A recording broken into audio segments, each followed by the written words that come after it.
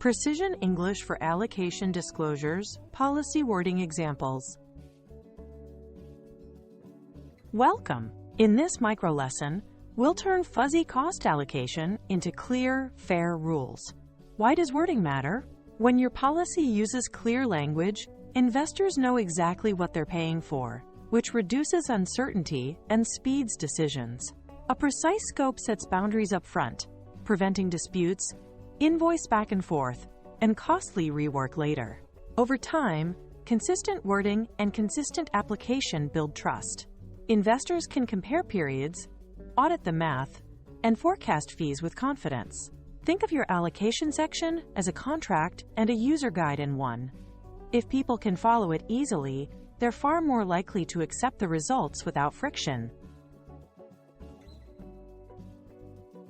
Start by defining the cost universe. What's in, what's out, and what's gray. State what's in scope with examples.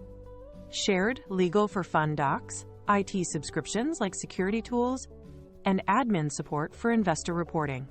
Then name what's out of scope. Manager travel for fundraising, deal origination costs, or marketing. Finally, explain mixed/indirect costs. If a software tool supports both portfolio monitoring and corporate ops, specify the split rule, such as 70% to funds by user count and 30% to the manager. Examples remove ambiguity and keep invoices defensible. Declare the allocation basis for each cost type: AUM for custody fees, headcount for HR platforms, timesheets for legal work, or usage metrics for data tools. For each driver, explain why it's fair and predictable. AUM tracks investor benefit. Headcount reflects service consumption. Time ties to actual effort. Note any minimums, caps, or thresholds. Data room fees prorated monthly with a $500 minimum. Or compliance consulting capped at $10,000 per quarter. Stating the logic prevents challenges later and helps everyone forecast expenses with less guesswork. Be explicit about when allocations are calculated: monthly, quarterly, or at period-end close. Clarify accruals versus cash. Costs accrue when incurred and are allocated at month-end. Cash payments may settle later. Describe the review/recalculation cadence. We true up quarterly for late invoices or estimate variances. Or annual refresh of drivers, e.g., headcount, AUM, on January 1st. Clear timing rules reduce surprises. Keep books clean and make audits straightforward, because everyone knows which period a cost belongs to and when corrections will appear.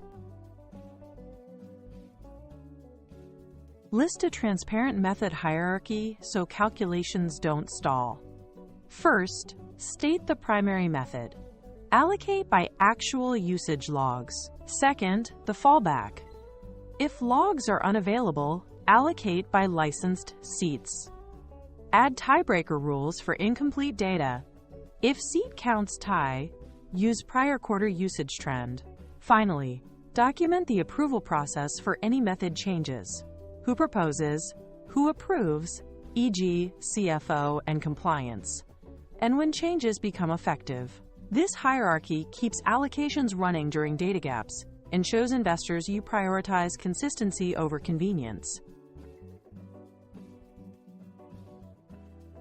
Define what counts as extraordinary or non-recurring costs: major litigation, one-off regulatory fines, or disaster recovery spend.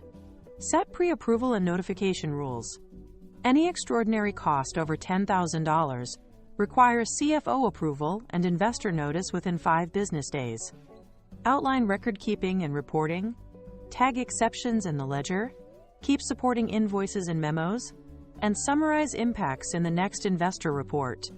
Transparency turns exceptions from surprises into documented, auditable events.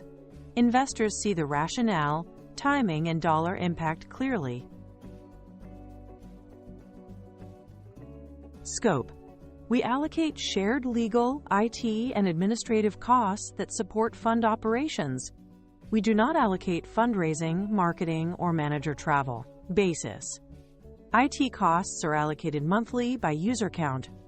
Legal project work is allocated by documented time. Compliance subscriptions follow licensed seats with a $300 monthly minimum. Exceptions. Costs over $25,000 or any non-recurring item require prior notice to investors and CFO approval. Such items will be separately labeled and explained in the next report. Short. Specific sentences reduce interpretation risk. Use this fast review before publishing. 1. Is scope and basis unambiguous? Would two readers allocate the same way? 2. Are timing, reviews, and limits stated? Include accrual rules, true-ups, minimums, caps. 3. Are examples and exceptions included? Show in scope, out of scope, mixed costs, and extraordinary items. 4. Would a non-expert understand it? If not, simplify wording and add a concrete example. A clear policy today prevents billing disputes tomorrow and builds durable trust with your investors.